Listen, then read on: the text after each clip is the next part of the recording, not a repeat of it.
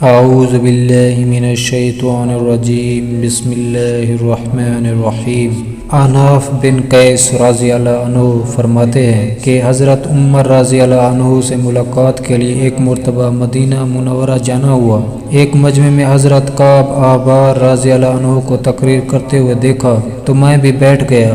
وہ فرما رہے تھے کہ حضرت آدم علیہ السلام نے وفات کے وقت اللہ تعالیٰ سے عرض کیا، یا اللہ، میری موت سے میرا ازلی دشمن ابلیس بہت خوش ہوگا، اس کو تو قیامت تک زندہ رہنا ہے۔ جواب ملا، آدم، تم انتقال کے بعد جنت میں چلے جاؤ گے اور وہ معلوم قیامت تک دنیا میں رہے گا۔ آخر میں اس کو موت آئے گی تاکہ ساری دنیا کے لوگوں کے برابر موت کی تکلیف اٹھائے۔ آدم علیہ السلام نے ملک الموت سے فرمایا، ابلیس کی موت کا منظر مجھے بھی کچھ بتاؤ۔ فرشتے نے سنانا شروع کیا تو وہ اتنا دردناک تھا کہ آدم علیہ السلام سن نہ سکے۔ فرمایا، بس کرو، اب نہیں سنا جاتا۔ اتنا فرما کر حضرت کعب رضی اللہ عنہ خاموش ہو گئے۔ لوگوں نے کہا، حضرت کچھ ہمارے سامنے بھی اس کی موت کا منظر بیان فرمائے۔ پہلے تو انکار کیا، مگر لوگوں کے بے حد اصرار پر فرمایا، جب قیامت قریب آئے گی، لوگ حسب عادت بازاروں میں مشغول ہوں گے۔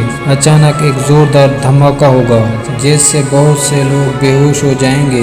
اللہ تعالیٰ ملک الموت سے فرمائیں گے، میں نے سب سے زیادہ تمہارے مددگار و معاون بنائے اور تم کو ان سب کے برابر قوت دی۔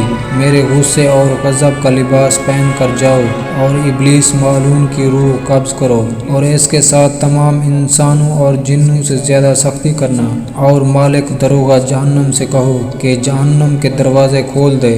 ملک الموت غیظ و غضب میں بھرے بہت سے فرشتوں کے ساتھ دنیا میں اسی طرح آئیں گے کہ آسمان و زمین والے دیکھ لیں تو خوف کے مارے پگھل جائیں۔ ابلیس کے پاس پہنچ کر بہت زور سے ڈانٹ پلائیں گے، جیسے ابلیس بری طرح دھاڑے مار مار کر چیخے گا۔ اگر دنیا والے اس کی آواز سن لیں تو بے ہوش ہو جائیں گے۔ ملک الموت ابلیس سے کہیں گے، خبیث، تو نے بہت طول عمر پائی اور بے شمار انسانوں کو گمراہ کیا جو تیرے ساتھ جہنم میں جائیں گے۔ آج ان سب کے برابر تجھے موت کا مزہ چکھاؤں گا۔ تیری مہلت اور ڈھیل کا وقت ختم ہو چکا، اب تم موت سے بھاگ نہیں سکتے۔ ابلیس گھبرا کر مشرق کی جانب بھاگے گا تو کبھی مغرب کی جانب، لیکن ہر طرف اپنے سامنے ملک الموت کو پائے گا۔ سمندر میں گھسنے کی کوشش کرے گا تو سمندر نکال پھینکے گا۔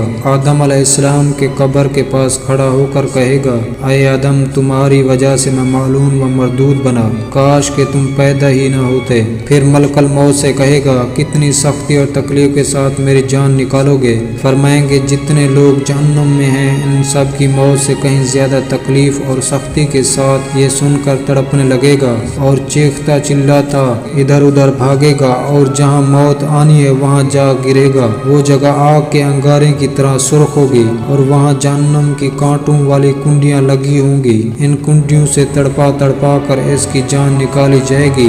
آدم علیہ السلام و حوا علیہ السلام سے کہا جائے گا، ذرا اپنے دشمن کو دیکھو کس طرح ذلت کے ساتھ مر رہا ہے۔ وہ دیکھ کر خوش ہوں گے اور کہیں گے، یا اللہ، تو نے ہم پر اپنی نعمت مکمل فرما دی۔ اللہ تعالی ہمیں دین کے سمجھنے کی اور اس کی تعلیمات پر عمل کرنے کی توفیق عطا فرمائے، آمین۔